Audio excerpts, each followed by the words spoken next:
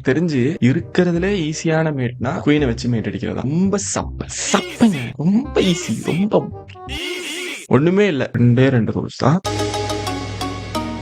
மொதல் ரூல் வந்து நீங்க வந்து குயினை நீங்க குயினா பார்க்க கூடாது, அத நைட்டா பார்க்கணும். புரியல? லெட்ஸ் சே இது குயினே கிடையாது, இதை வந்து நைட்டா வச்சுக்கோங்க. எப்படி இந்த நைட்டை வச்சு கிங்குக்கு செக் வைப்பீங்க?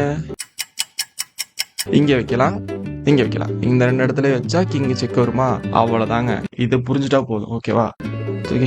இது ஃபுல்லா கட் ஆயிடுச்சு. ஸோ இந்த கிங் வந்து இந்த கட்டத்துக்குள்ள பாட்டிச்சு. கிங் எடுத்துட்டு இப்படி போறாங்க. இப்ப அதே தான் கிங் இங்க வைக்கிறப்போ மறுபடியும் கட் பண்றோம். இப்ப என்ன ஆகுது? இந்த பாக்ஸ்க்குள்ள மாட்டிக்கிச்சு. ஸோ ஸ்டெப் பை ஸ்டெப்பா கொஞ்சமா தள்ளு கார்ல வச்சு இப்ப என்ன பண்ணீங்க? அவ்வளவுதான். இங்க வந்தா அவ்வளவுதான். இங்க வந்தா இந்த இடம் தான். இங்க வைக்கலாம், இங்க வைக்கலாமா?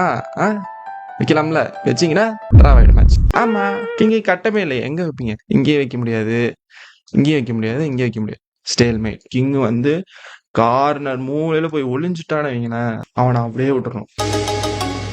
இப்போ ஸ்டெப் 2 என்ன?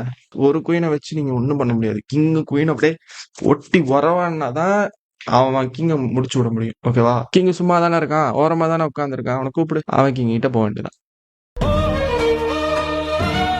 மற்ற ஸ்கொயர்லாம் நம்ம தலைவன் கண்ட்ரோல் பண்ணிட்டான். ஸோ குயினை வச்சு கடைசியா ஒரு செக். அவ்வளோதான்.